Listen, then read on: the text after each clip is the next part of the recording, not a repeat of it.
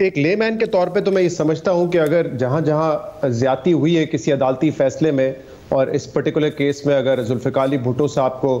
गलत तरीके से फांसी दी गई तो उसको फिर आप अदालती कत्ल करार दे दें।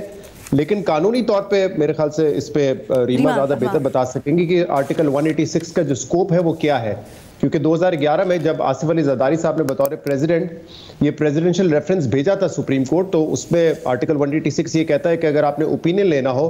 किसी पॉइंट ऑफ लॉ पे, किसी क्वेश्चन ऑफ लॉ पे, तो वो आप ले सकते हैं। तो मुझे तो एग्जैक्टली नहीं पता कि सुप्रीम कोर्ट इसमें क्या डिसाइड करेगा। क्या सुप्रीम कोर्ट फौरी तौर पे ये डिसाइड करेगा कि अदालती फैसला जो था वो दुरुस्त था, या अदालती फैसला गलत था इसलिए इसको अदालती कत्ल करार देना चाहिए, या सुप्रीम कोर्ट ये डिसाइड करेगा कि इसका ट्रायल दोबारा से हो सकता है और उस केस को रिविजिट किया जा सकता है। तो मुझे एग्जैक्टली नहीं पता। जब आप ओपिनियन मांगते हैं इस किस्म के केस पे, कोई और क्वेश्चन ऑफ लॉ हो तो बड़ा आसान हो जाएगा, लेकिन यहाँ पे एक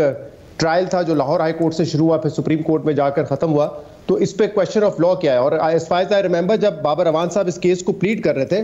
तो उस वक्त जो जस्टिस नासरुल मुल्क साहब थे वो भी एक ही चीज पे इसरार करते थे कि क्वेश्चन ऑफ लॉ क्या है इसमें, तो इसका स्कोप क्या है, ये मेरे ख्याल से इस पे कानूनी तौर पे रोशनी डालने की जरूरत है। अदरवाइज जहां जहां ज्यादती हुई है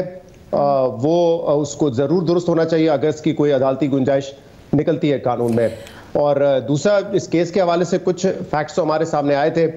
मिसाल के तौर पे मैं भी अभी एक शख्स से बात कर रहा था जो बड़ी अदालती हमारी तारीख जानते हैं, तो वो कह रहे हैं कि नसीम हसन शाह साहब जो कि जज थे सुप्रीम कोर्ट के, उन्होंने बाद में आके ये कहा भी था एक टीवी इंटरव्यू में,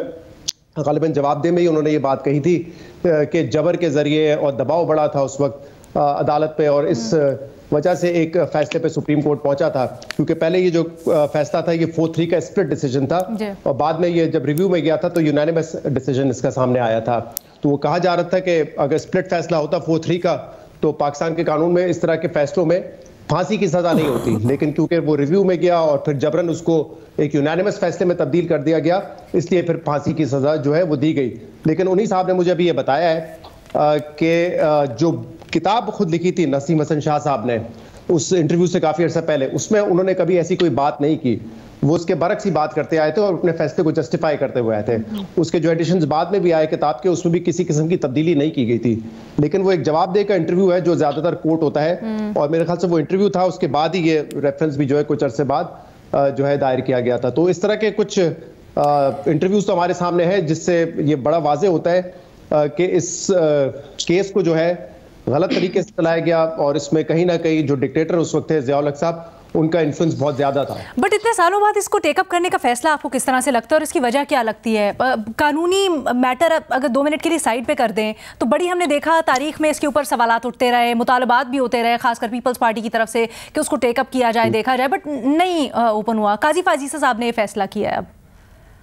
आई थिंक चीफ जस्टिस काजी फाइज ईसा साहब के आप काफी सारे पहले भी बयान देखे जब वो चीफ जस्टिस नहीं बने थे या अब जब बने हैं, तो काफी ऐसे इश्यूज हैं, पेंडिंग इश्यूज, जिसको वो मेरे ख्याल से निपटाना चाहते हैं। और हो सकता है उनकी नजर में ये एक अहम मामला हो जो कि पिछले मेरे ख्याल से इसकी आखिरी समाअत 2012 में हुई थी, तो तकरीबन 11-12 साल बाद जैसे कि जाके इसकी समाअत होगी, तो हो सकता है कि उनकी नज़र में ये बड़ा अहम हो। लेकिन इंपॉर्टेंट ये भी है कि अगर इस केस का कोई फैसला आता है तो इसके बाद भी हमारी अदालती तारीख में जो सियासी फैसले हुए हैं और जो सियासी तौर पे गलत फैसले हुए हैं, क्या उसके लिए एक दरवाज़ा खुल जाएगा कि उन केसेस को भी रिविजिट किया जा सकता है। इसमें नूली का ये मुतालबा होगा कि जो पनामा जजमेंट थी उसका कोई अब रिव्यू बाकी नहीं रहा है, लेकिन उसको भी फिर देखा जाए। तो मेरे ख्याल से इसका स्कोप फिर बड़ा इंपॉर्टेंट होगा।